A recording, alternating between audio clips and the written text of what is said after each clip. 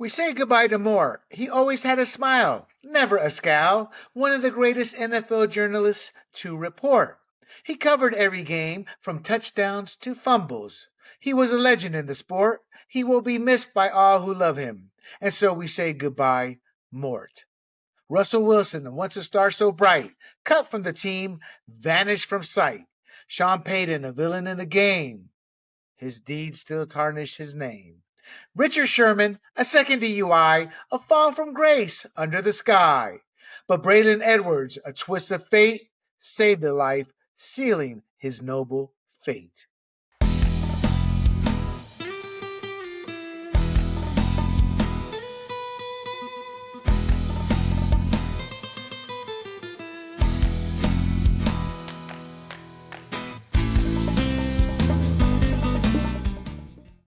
Hello, everybody. This is William del Pilar, and this is Points on the Board.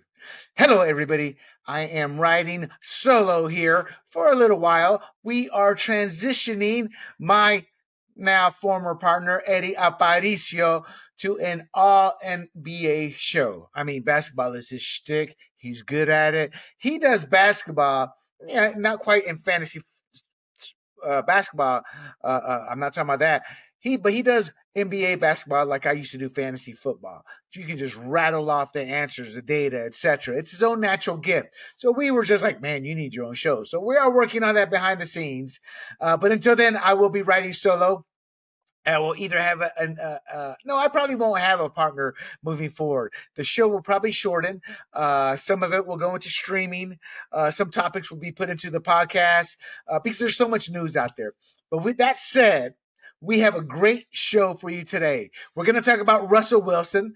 We found out that he's talking to the New York Giants since his release. The Pittsburgh Steelers have interest, the Falcons, etc. We're going to get into all of that. Russell Wilson is the deep discussion this week for the simple reason that he's still a good quarterback. I just saw a guy I respect, John Frashella. He goes the exact opposite in terms of how he views Russell Wilson in terms of how I view him.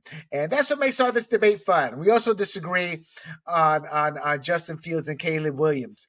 And again, these are debates that nobody can win. Time will tell us who won. I still think Russell Wilson has something left in the tank. We're also going to talk about Chris Mortensen, one of the nicest, most affable, and one of the first modern age insiders that I knew. And I didn't really know him. I met him a few times. That was it. But great guy, passed away.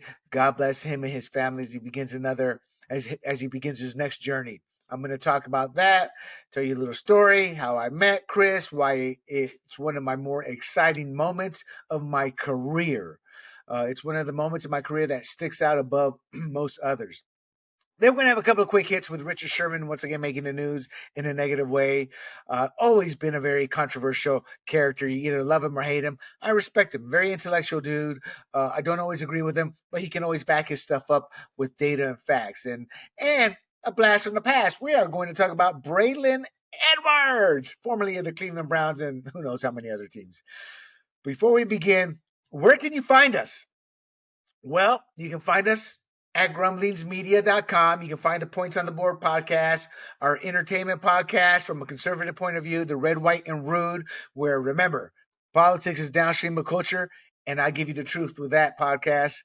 And then there's also my Fired Up podcast, a conservative podcast, and this conservative Latino does not hesitate about telling you how I escaped the plantation, how I encourage others, and we talk about political events, and I bring you ugly truths, as I call them.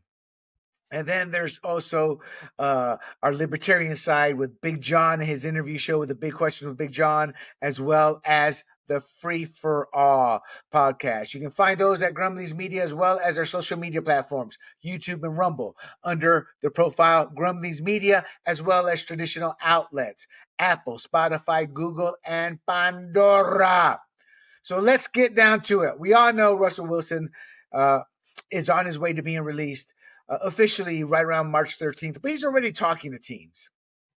The Broncos informed him a few days ago that they would release him. It ends a 2-year stint with the team. And we all knew this was coming. Some thought the damage could be repaired. No, I've been covering this game long enough. Sean Payton is not a nice guy. In fact, I would view him closer to a vile human being than not. He's a bully. He is the architect of Bountygate. He was willing to take players out. Excuse me. Let me get a little comfortable here. He was willing to take players out, take them out, hurt them, end their careers. Because when you go out and target a player, there's a chance you can end your career. Any man that would condone that does not belong in the game. But hey, let's protect the guys we like. And I just don't like him. Never have, never will. He's also underachieved. His playoff record is abysmal when you look at how his teams were favored. Now, he's gotten a couple of bad calls, but remember, division champ went and lost to the Seattle Seahawks wildcard team one year. So he is what I would call overrated. You have to be a little special to win a Super Bowl, but you got to build a dynasty that can compete for more than just one. And he's never been able to get there. With Brees and with Drew Brees now retired, I think he's done. He assumes he can go find a quarterback. That's not how the NFL works. And he's going to learn the hard way, I believe. Again, Russell Wilson has been permitted to talk with other teams. And it's not that I'm a big Russell Wilson fan either. I mean, he can be his own worst enemy. But with his release, the Broncos will take an $85 million cap hit. Denver gave up 5 picks, 2 first-rounders, and 3 players to Seattle for Wilson. Then they signed him to a 5-year, $242 million contract for a player who was 33 at the time. I was like, my God. And the fact that he was becoming his own worst enemy, and that's one reason Seattle was okay with moving on from him. He became a bit of a prima donna. Super nice guy, but a prima donna nevertheless. And those players tend to not see the error or their ways that they would have years earlier when they weren't prima donnas and were the consummate player. The financial impact of this move, they're going to incur an NFL record $85 million dead cap hit. Wilson's 2024 salary of $39 million is already guaranteed. Translation, he's going to go play for the league minimum. I would be going to a team that is a quarterback away, period. I mean, not a quarterback away from making the playoffs, but a quarterback away from being able to compete for a Super Bowl. He still has a few years left. He still has, I'd say, anywhere from 1 to 3 years left with that body, as we saw last year. Great improvement over the year before because his back was against the wall. He needs to go back to his humble origins. But I believe that once he does that, he'll have 1 to 3 years left. His 2025 salary of $37 million was set to become guaranteed. Obviously, that's probably why they cut him. Spread over the years, if designated as a post-June 1st release, the cap would have been $35.4 million in 2024 and $49.6 in 2025. But I'm not quite sure how the cap works and all this. I just know they're going to take an $85 million dead cap hit. Their salary cap is going to be held for the next year. And Payton does not realize he's not a winning coach from the perspective of a winning coach with the Denver Broncos. People quickly forget it's been maybe a decade since he went to the Super Bowl last time, and they're going to expect him to get back there. Let's figure this out. When did Sean Payton win a Super Bowl? Let's see what it says. 2009. Oh my God. Wow, it's been 15 years since he won a Super Bowl. 15 years. And that's my point. He's never even been close to sniffing it. Overrated. Wilson's performance. Wilson had an 11-9 record as a starter. He passed for about 6,600 yards and had 42 touchdowns, 19 interceptions. He also helped the Broncos snap their 16-game losing streak to the Kansas City Chiefs. Now, people like to sit there and talk about his first year with the Broncos, and now that the story has died down, they kind of look to blame him because he's in the limelight. And what I'm talking about is Nathaniel Hackett. Everybody knew what an atrocious, despicable, pathetic excuse of a hire he was. I say despicable because the Broncos are despicable to every other guy they pass by to hire a bum like Nathaniel Hackett, who didn't even call plays in Green Bay, got his start in the league and got this job because of Aaron Rodgers and Daddy Paul Hackett. He's a bum. And look what he did with the Jets. Oh, it was disgusting, disgraceful. So Russ was a victim of Nathaniel Hackett. Of course, his prima donna ways kind of, he needed a head coach like Hackett to pull that off. His own office, place for his family. I mean, he had everything that none of the rest of the team. So with that, he could be his own worst enemy. Carl Mecklenburg said it best, and I was saying this as well, and as were others. It wasn't a big secret. Look, we questioned his leadership. He had his own private coach, his office at the facility, his family at training camp. Other team leaders didn't have these perks. This isn't high school. This is a man who hadn't won a Super Bowl in years as well, and was seen as a partial blame along with Pete Carroll for not winning the second Super Bowl. This is a guy who did not play well down the stretch in Seattle, obviously did not play well last year. So you would think he would have been humble, but nah, Russell Wilson still carried that prima donna. He was a good guy, but he just got full of himself. Over the last 5 to 7 years, something changed in Wilson and he became that prima donna. He also stopped going through progressions as he once did when he entered the league. What you don't understand, people. Oh, I'm sorry, I apologize. What some may not understand is when he first came into the league, he was the very first quarterback that did not evolve from a scrambler into a pocket quarterback who could run. He had that from day one.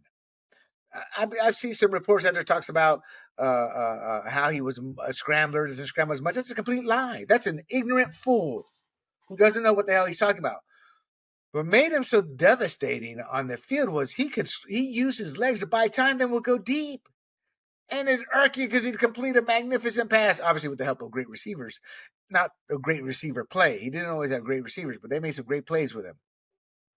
Turns out Sean Payton doesn't like a scrambler. He may say he does, but he's lying. He wants a pocket quarterback that goes through his reads. And I will defend Sean Payton. That's what I would demand of my quarterbacks too. Before you take off and go running, you go through your reads. Then you go running. Unless it's a design run play or an option type play. And that's what Sean Payton means. He may say he doesn't mind having a scram quarterback, but he's lying. He wants a pocket quarterback who can use his legs to buy time and run as a last resort. He also wants the quarterback that can hit his wideout in stride, and that's important. That is what makes the West Coast offense one of the most dominating, unbeatable offenses. When you get oversaturated with teams using quasi West Coast as their own variation or aspects of it, it's predicated on the play calling. The West Coast offense was predicated on hitting your receiver in stride. And there is a difference from designs to get your guy open to designs that mean he may not be quite open, but you have enough of a window to hit him in stride. People don't know football who think they know football. You could tell based on Payton's reactions on the sideline, as well as what other analysts who have played the game who have seen that close up firsthand, like Mark Schlereth. He wasn't his quarterback. He could tell that from the get-go. And a hat tip too, why Russell Wilson, Sean Payton did not work out from day one. Some of this information came from The Herd, his radio show, and you can get it elsewhere. But I like to give some props when it's due. Dead money and cap implications again. The Broncos will absorb an $85 million hit in dead money in 2024, record-breaking amount, and more in the following years. This will also have little flexibility to sign free agents, as they're about $20 million over the salary cap. Translation, they won't have depth. So they could have an NFL Super Bowl ready team. They can do that. But the moment these players start getting hurt, then comes JV Squad Scrub A, JV Squad Scrub B. And the NFL is a game of attrition. And these are the type of decisions that prove detrimental and keep teams from making the Super Bowl. The average fan doesn't see that way. Oh, man, look, they have all these people there at starter. So when a starter gets injured, they assume a starter of similar qualities coming in. No, that's ignorance.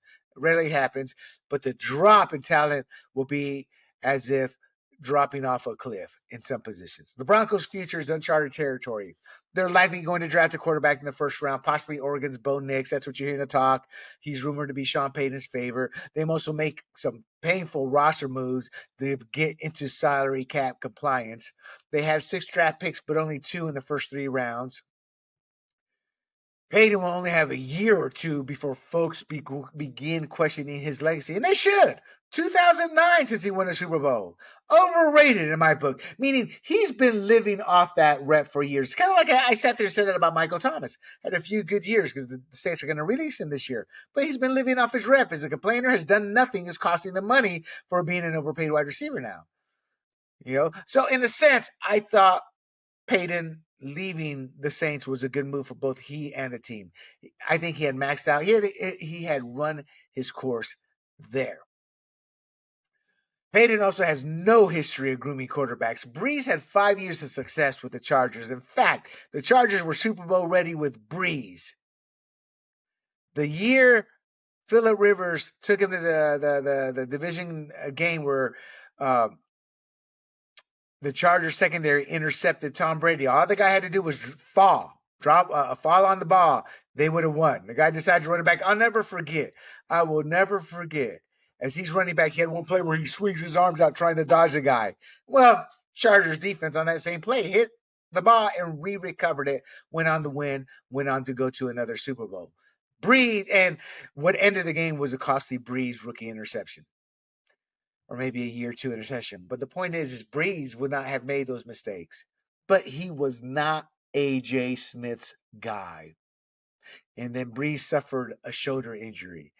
And I had been involved in the NFL for about 10 years at that point. And I was like, whoa. Yeah, it's this shoulder injury. They're making it out worse than it is, Smith and others are. And I researched it because of Hot Off the Wire Player News. We tracked injuries and we researched it, and we're flabbergasted. Okay, this is not the type of injury you just quit on a player. That was the excuse A.J. Smith. A.J. Smith once said, I can get any moron to coach this team. It's a Super Bowl team. And he hired Norv Turner. I guess he went out, got his moron. Norv Turner was phenomenal offensive coordinator, a moron as a head coach. And the Chargers missed their window with A.J. Smith, a bum. I was an analyst in the fantasy sports as well as the NFL side. I would do radio coverage for both fantasy and NFL coverage. So as an analyst, I watched Drew Brees literally every week as I was in San Diego. Most of us who know San Diego football knew what Brees was, what he could be, and what he would become. I was so angry when they traded him. And sure enough, they got their one Super Bowl, but an overrated head coach, I think, kept them from going to more. And another way to defend Sean Payton in a way is maybe he brought out the best and max out of an undersized quarterback to turn him into a Super Bowl champion. But the point is Brees left, won the Super Bowl for the Saints that he could have won for the Chargers, gave Sean Payton the reputation in 2009 that he's still living off of right now. Potential free agents for the Bronx.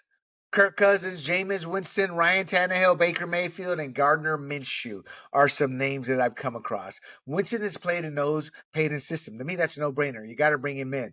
And here's what people don't know about Winston when he played for the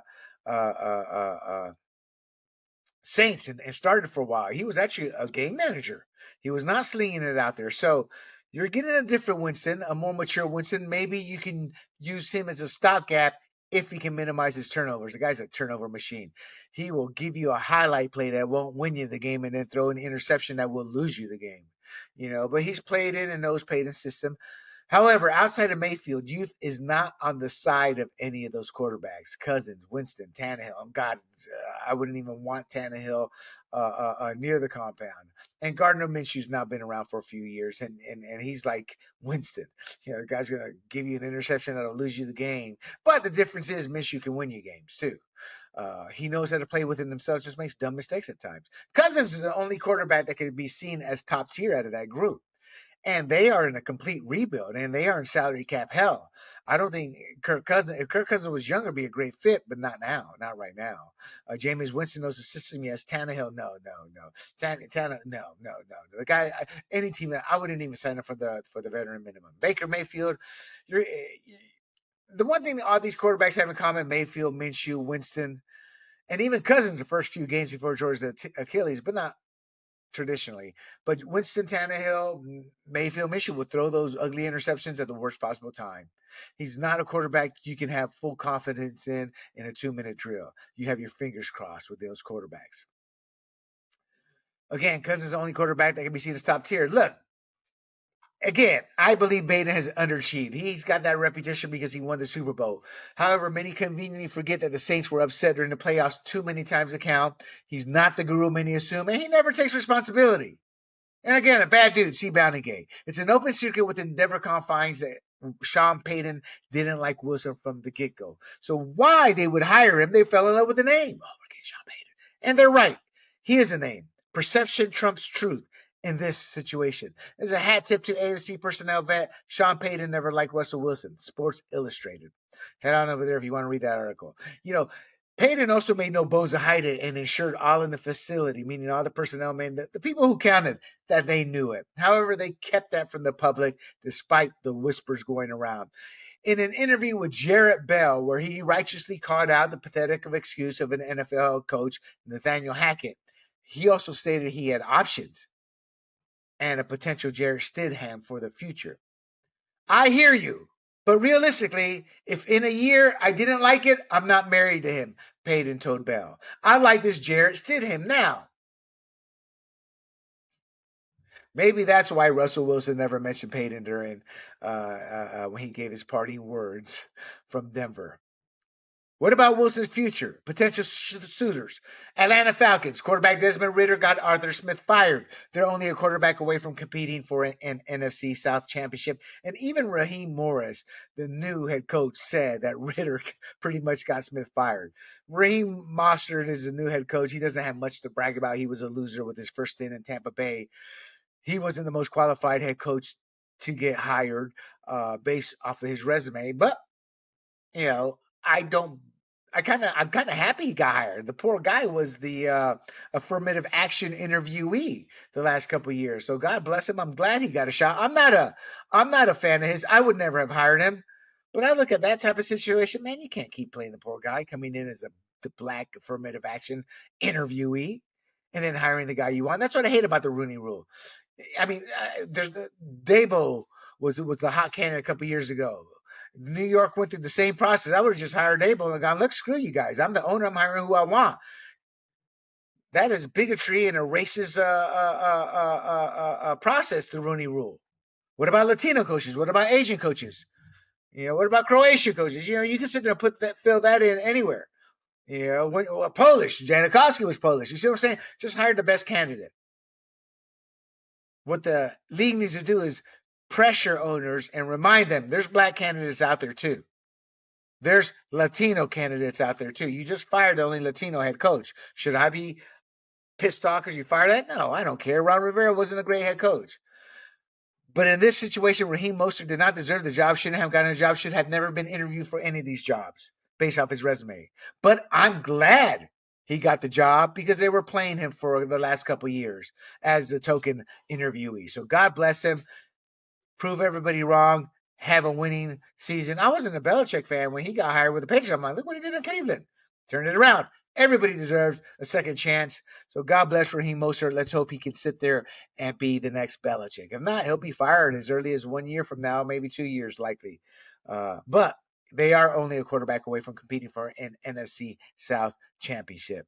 So go work your magic. And you're still in the same situation you were with Tampa Bay. Tampa Bay people, Josh Freeman was his head coach. He doesn't, or his quarterback rather. So he had a loser of a quarterback in Tampa is entering the Falcons with mediocrity. So let's see what happens there. Pittsburgh Steelers quarterback Kenny Pickett isn't developing as the team hoped. The offensive coordinator was fired, and he was seen as a problem.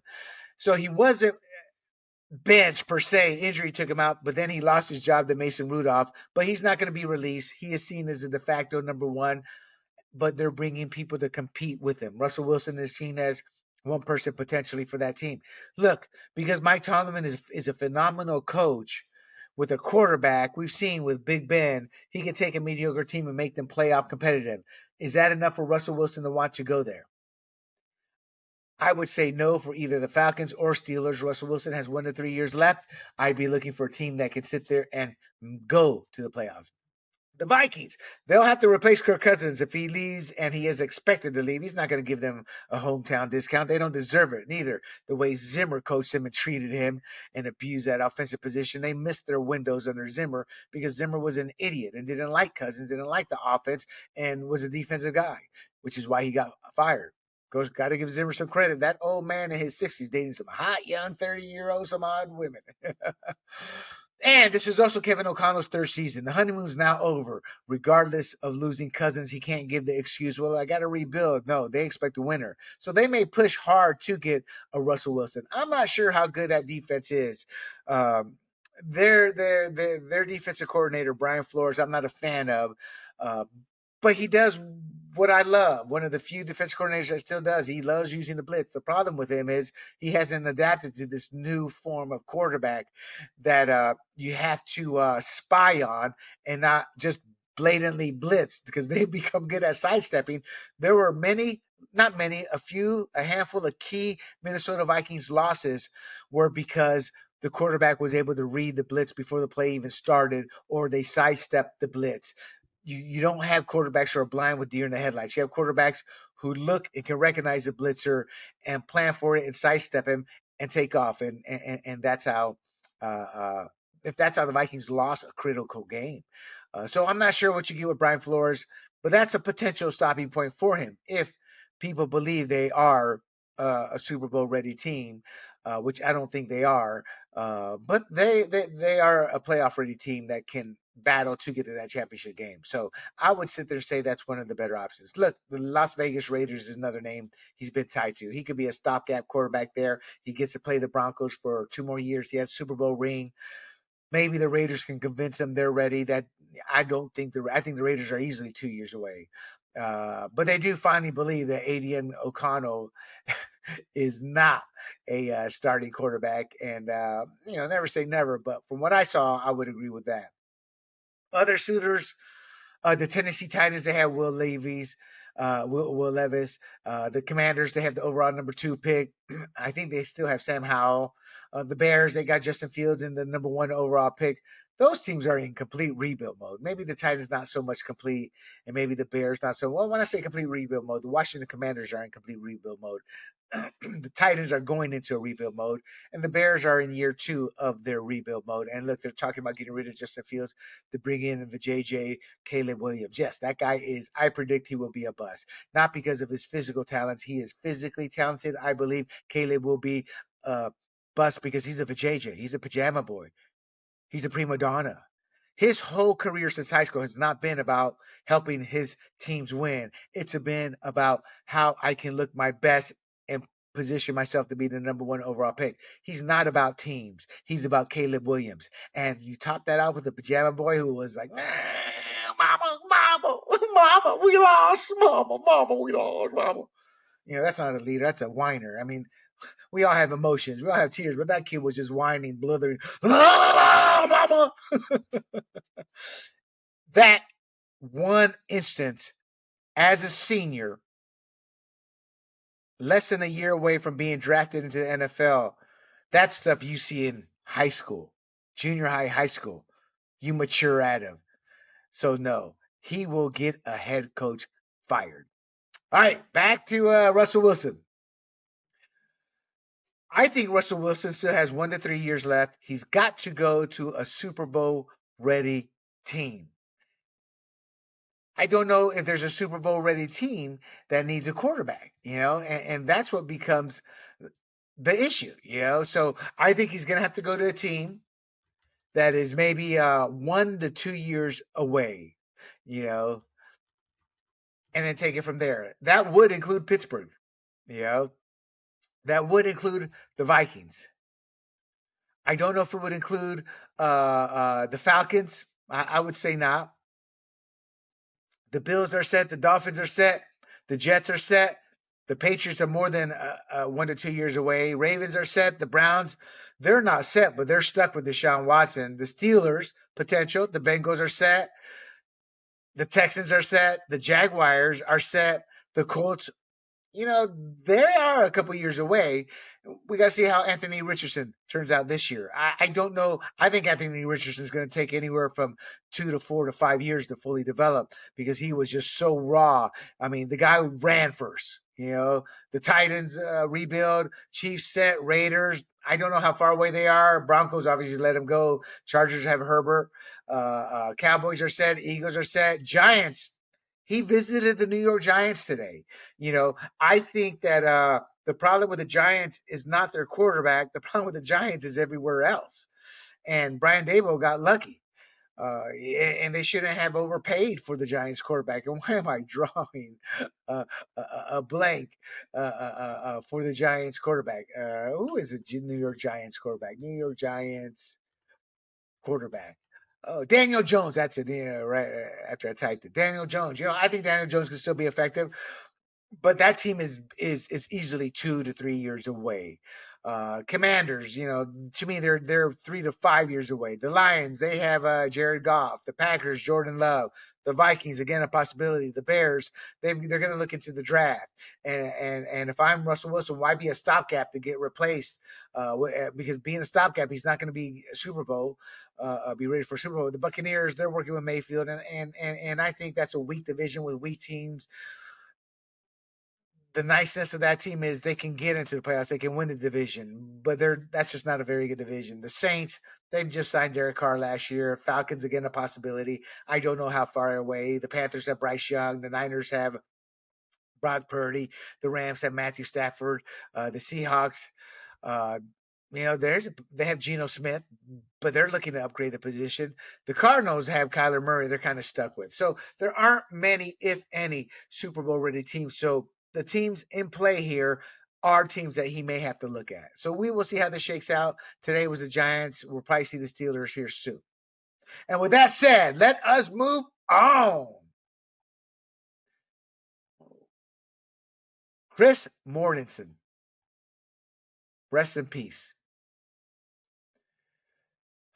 Chris Mortensen was a renowned journalist. He covered the NFL for ESPN for over 30 years. He was an NFL insider. He broke significant news. I guess his last big breaking story was Peyton Manning's retirement in 2016. The last 6 to 8 years, he had seeded his way as ESPN's, him and John Clayton as their premier NFL insiders to Adam Schefter. When Clayton and Mortensen reported news, they did the old school ways. In person, phone, working with other reporters. I mean, they worked it. They made ESPN the NFL giant it is. This was my day as I was coming up, and I was seen as an insider because we aggregated so much news so fast, and I had access to all 32 beat reporters for every NFL team. And one thing insiders do is the beat reporters help them out. And that's who was helping me out. And because I was at a national level with the fantasy sports giving inside information, people like Chris Myers and others thought I was an insider. I could have played that shtick and gone on to do what Adam Schefter did. And Adam Schefter is a big time insider now with the big Rolodex because of ESPN. He worked it the old school way, did enough to get hired by NFL.com to become their insider. And that's when everything changed. When you make a phone call and you're representing NFL.com, you're going to get callbacks. You're going to get inside information. And then ESPN took him. So God bless him. But he didn't do it like the old school insiders did. And being an insider today is nothing compared to what it was back then. Or the basketball, you have Woj, and I forget the other guy. I don't follow basketball, but he had to work his way into being an insider. Now he's been hired by a big company, and he competes with Wojciechowski as top NBA insiders within the industry. So some people can still do it the old way, and the payoff is becoming an insider for the ESPN's of the world. But Mort helped build ESPN's football side into what it became. His journalism career began at the South Bay Daily Breeze in 1969. That's here in California. He is native, covering Torrance, California. He worked for the Atlanta Journal-Constitution from 1983 to 1990, and he received the George Polk Award in '87. That's considered a prestigious award. Before ESPN, he also wrote for the National and the Sporting News, and we all know the Sporting News in its heyday was the Weekly Insider. The weekly sports magazine to get that covered all sports in sports detail versus Sports Illustrated that did a lot of fluff stories. He joined ESPN in 1991. He covered the NFL year-round, reporting and breaking NFL news on multiple flagship shows like the NFL Insiders, NFL Live, Sunday NFL Countdown, Monday Night Countdown, and Outside the Lines. These are all shows. If you follow football, you know of them, and you probably had one or two of them as your favorite. He received accolades such as the Pro Football Writers of America's Dick McCann Award, and sadly, he also got stage 4 throat cancer in 2016, but he still contributed to ESPN until 2023. By 2016, he was there more as representing what ESPN was, more than who ESPN is today and the breaking news cycle. He's survived by his wife, Mickey, and son, Alex. If I remember correct, his son Alex may have played college ball at Arkansas as a Razorback. I'm not sure, though. Don't quote me. Some notable stories he broke. Peyton Manning's retirement. He was the first report on Manning's retirement in 2016. The Deflategate scandal. He played a crucial role in covering that, including quarterback Tom Brady. His reporting shed light on the controversy surrounding the underinflated footballs. And that was against the Indianapolis Colts in the AC Championship game where Deflategate came about. Also, I talked about Bountygate with Russell Wilson and Sean Payton. He was involved in the Bountygate investigation in 2012. He broke the news about Bountygate scandal within the Saints organization that revealed that the program had rewarded players for injuring opponents during games, leading to significant penalties and suspensions. He should have been given a life suspension, period. Not Chris Mortensen, but Sean Payton. He reported a Michael Vick's dogfighting case in 2007, extensive coverage, including details about the investigation charges and legal proceedings. And it had a major impact on Vic's career and the perception towards Vic. In relation to Bountygate, he covered Sean Payton's suspension. He was instrumental in reporting Sean Payton's role in the scandal. His accurate and thorough coverage informed we, the fans, about the league's actions against the Saints. And, I have a soft spot for players from this perspective. They have short careers. They deserve to earn as much as they would, and anybody who tries to injure them should be barred from the league for life. Their ability to generate income from the sport should be stopped because they tried to hurt somebody. So I did have a run-in, a very positive one, with Chris Mortensen, one of the modern era's first and best insiders. In Minnesota, when my fantasy sports company was arguably the top company in the industry, I was at an event speaking, and I spoke before him. My company, to let some of you know, was called KFL. We owned the Player News. RotoWire, they could barely sniff my hiney. That's how far ahead we were in Player News. RotoWorld was the same way. We were light years ahead of them. We had the contracts for CBS, Fox. We even had a contract with NFL that would beat RotoWire on. We had every major industry and the mid-tier companies using our Player News. That's how much we dominated.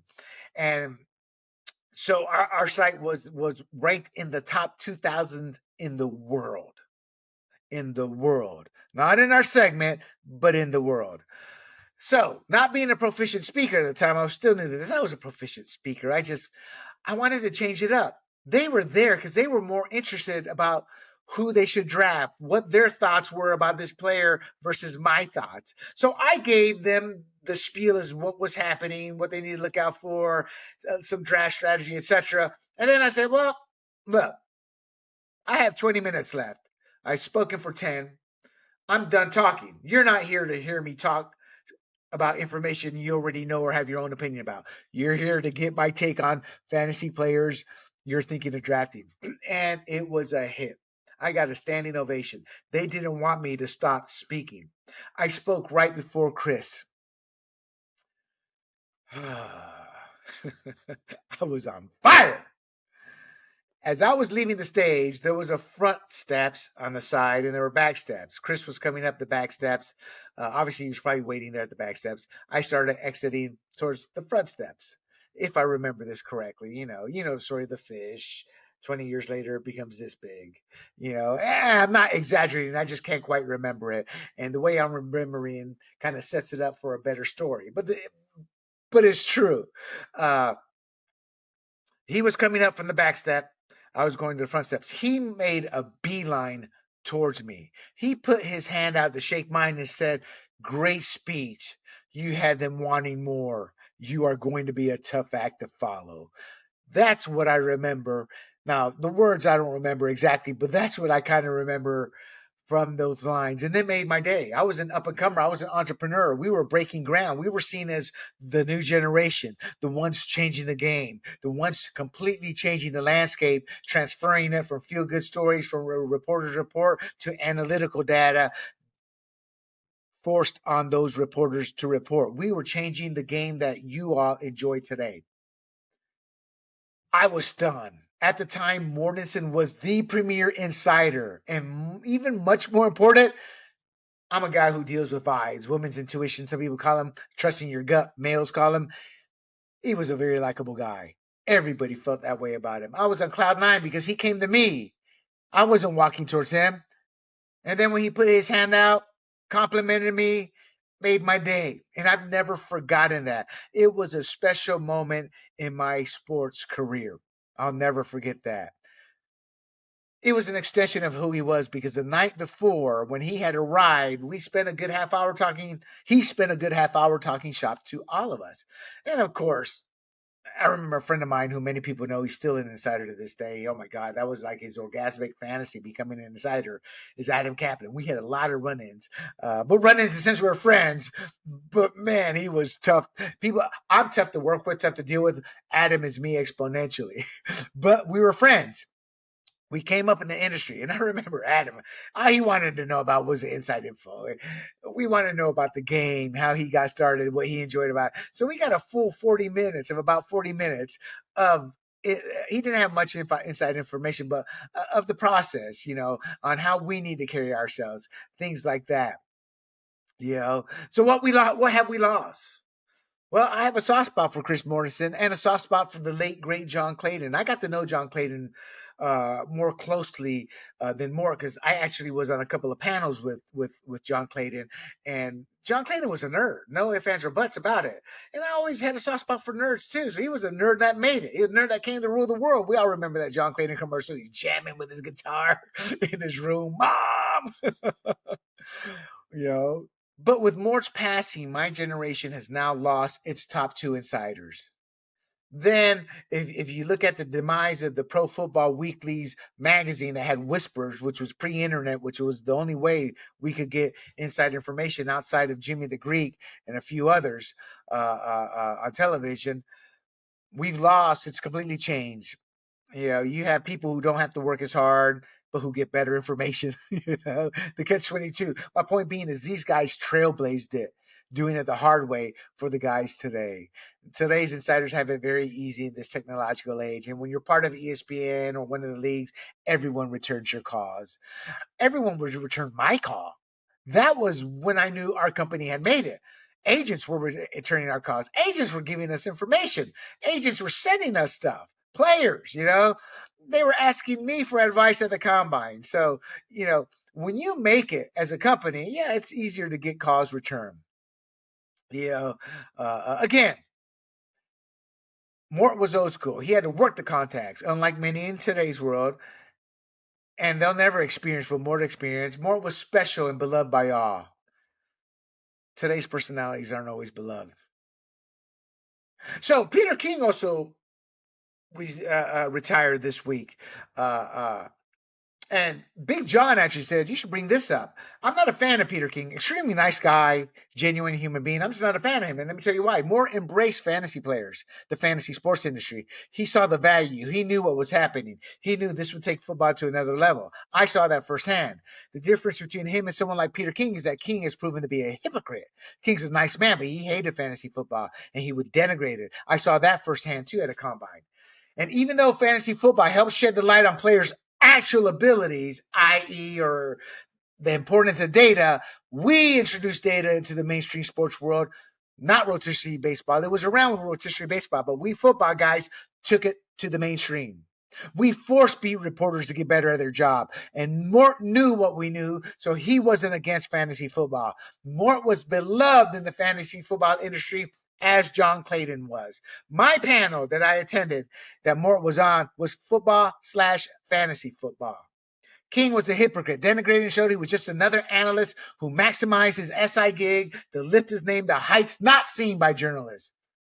Albeit, he was very good at his job and he deserved the heights reached. The problem with working in the industry is that you see beyond what the public sees. And when I saw how much of a hypocrite he was, well, William, why is he a hypocrite? Because he took money from one of the two big giants. I can't remember if it was FanDuel or DraftKings. Jim Rome was the same way. Denigrate. But then they become financial whores. And when you sell your integrity out, I may acknowledge you as the person you are, but I don't want anything to do with you.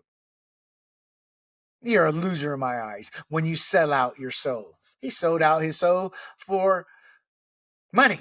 He didn't like fantasy. Maybe he grew to like it. If that's the case, I still don't know him an apology because what I have said is true. But that was the difference between Mort and Peter King and Mort and John Clayton in terms of their embracing of fantasy versus the Jim Rome, the Peter Kings of the world. The football players, they embrace it now. Early on, they didn't. They don't embrace it when they get attacked on social media, which is completely wrong. Those are freaking morons, you know. But I don't want to denigrate what I believe with how I look at Peter King. Chris Mortensen's dedication to investigative journalism, breaking news stories, it significantly influenced the landscape of the NFL. His legacy will continue on, not only with us fans, but with us analysts and insiders. Rest in peace, Mort. You made this sport and ESPN proud. You represented ESPN when they were truly the leaders in worldwide sports versus the garbage they are today. It's only fitting you be recognized from an era where sports united us all. Much love as you begin your next journey. Now, moving on, a couple of quick hits. Let's hit the police blotter and former Seattle Seahawks stud Richard Sherman. Sherman spent 11 seasons. I think he's 35 now. I'm not sure. But he spent 11 seasons in the NFL with the Seahawks, 49ers, and Buccaneers. 5-time Pro Bowler, 3-time first-team All-Pro. Most know Sherman from those 7 years with the Seahawks and the Legion of Boom. He won the Super Bowl in 2013. He finished his career with Tampa Bay in 2021. Real quick on the Super Bowl in 2013, this is why Pete Carroll got fired. 10 years since he won the Super Bowl. It's been years since the Seahawks were actually challenging for the Super Bowl. He was in 71, 72, 73, right around there. He's old. It's time for him to go. That's why they moved on from him, 2013. But we're on Richard Sherman. Again, he finished his career with Tampa Bay Buccaneers in 2021. Sherman has worked as an analyst for Amazon's Thursday Night Football broadcast for the past 2 seasons. So it's going to be interesting what they do. They let a low-level journalist, hack, who isn't worth her salt in gold, stay on the show. The one who said that she lies when she does her sideline reporting. I can't remember who she is, but let's find out. Let's see here. Let's see. What reporter lied about sideline line reporting? Amazon. Let's see what comes up. Oh, nothing. Nothing comes up. Come on, man. Show me and my buddies here some love. Anyway, she should have gotten fired. So it's interesting what they will do regarding Richard Sherman, because this is not his first DUI, which is what he was thrown in jail for. Well, obviously let out. They never keep you overnight. Rainy in the morning, let you go. Former NFL cornerback Richard Sherman was arrested on February 24th, early Saturday morning on suspicion of driving under influence. per the Washington State Patrol. Sherman was booked at 4:51, 5. He's heading home. He was likely at an after hours club or grabbing some grub before heading home. And this, again, it's not his first offense. He was previously charged with DUI and 4 other misdemeanors in 2021. His comments at the time: I behaved in a manner I'm not proud of. I had been dealing with some personal challenges over the last several months, but that is not an excuse for how I acted, is what he said. Well, what's his excuse this time? He pled guilty to two misdemeanors in 2022 as part of an agreement to resolve the charges: first-degree negligent driving and second-degree criminal trespass. According to multiple reports, he received a suspended 90-day sentence, was ordered to pay restitution costs, but did not serve any additional jail time. Translation: he got off once, but will he be allowed to get off a second time? I don't know. But with the way we're tribalistic right now, he may get off just for being black. I don't think he should get off because he's just guilty. I don't care if he's white, black, red, gray, or whatever. But Seattle's been pretty good for that. I don't know where he got this ticket, but we'll find out. Again, I don't sugarcoat ugly truths. But that said, I like Richard Sherman. You either love him or hate him. I like the guy. I'm actually bummed that he got another DUI. And the reason I like him, he is very intellectual. He gets some great takes. And I don't always agree with him, drives me up a wall. But it's the challenging takes that he gives. And that's why I like him. So I hope he can overcome all of this and keep his job, because he is one of the few analysts out there that's worth his weight in gold. I have something here called Off the Field. Okay, yeah. Off the field, Sherman is respected for his leadership and vocal advocacy for social justice issues, which is one reason he may get off. He may play the social justice card. Will he give a social justice excuse? Will he use social justice to try to force Amazon to keep him on? I hope he does none of that, but you never say never. I think he should be punished. The fact that it's his second time is why, if I'm in Amazon, I'm like, gotta let him go. But that's the only issue. I hope there's some way he can overcome this and keep his job. And if he doesn't, obviously 2 DUIs doesn't mean he's an alcoholic, but it means he hasn't learned. He's stupid. He can afford a damn Uber. Get the freaking Uber, Mr. Multimillionaire. Oh, man. Let's get some kudos here to The Athletic. Former NFL quarterback Richard Sherman arrested for suspicion of DUI. Let me say something about The Athletic. It's owned by the Uber leftist pig, New York Times. But I tell you this, The Athletic is one of the best sources for sports news you will find anywhere. To me, it's better than ESPN, than Fox, than CBS. I think partly because I like its layout. I like its gritty news reporting. So give those Uber leftists over there their props. Quick hits number 2. Braylon Edwards, former NFL wide receiver, saves man's life. Heroic intervention. Former NFL wide receiver Braylon Edwards intervened in an assault at a Detroit YMCA, saving an 80-year-old man's life. The moment you say Detroit, I'm like, yeah, I get it. And yet, those people keep re-electing the worst politician they can. And why do they re-elect them? Because they're not white. Braylon Edwards, and that's the truth.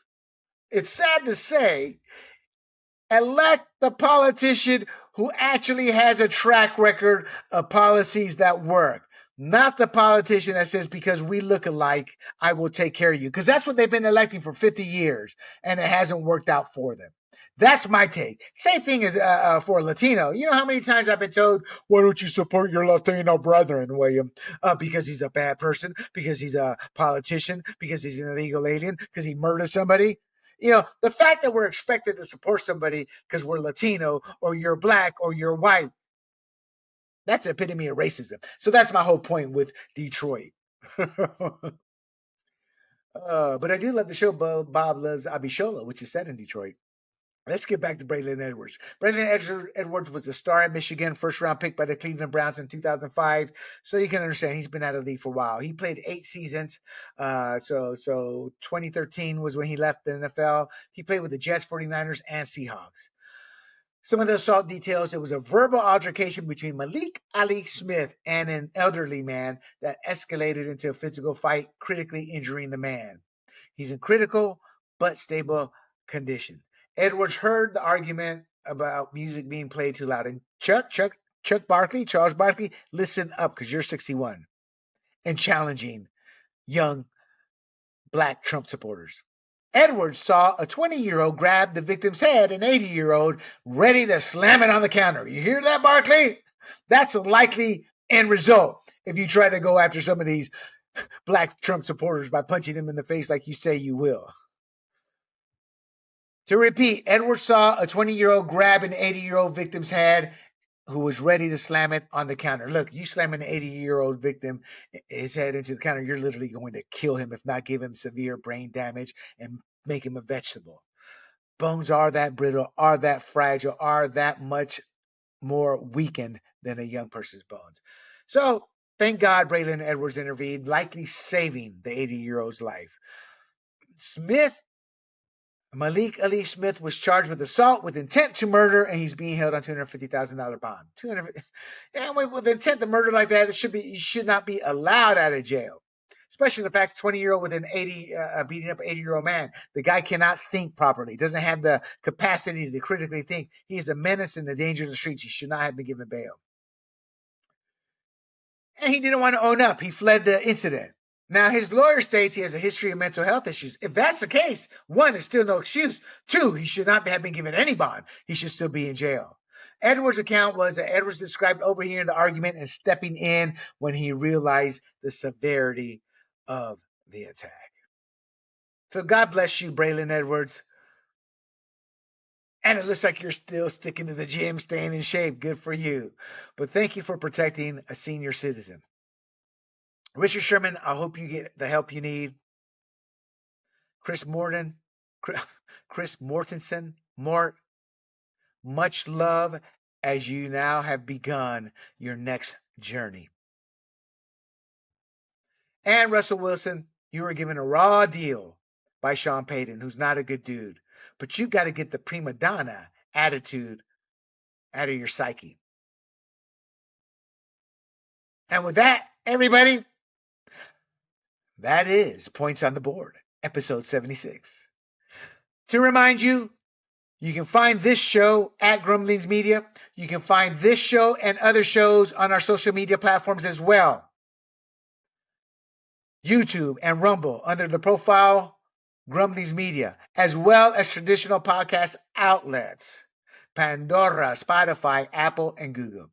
My friends, until next time, this is William del Pilar, your conservative Latino, for Points on the Board. And until next time, I bid you adieu. Hey everybody, this is Big John from Grumblings Media, and I just want to say thank you for watching our content. If you want to support our efforts here at Grumblings Media, just smash the subscribe button right here, totally free, or just go ahead and consume more of our great content. Click either one of these two boxes.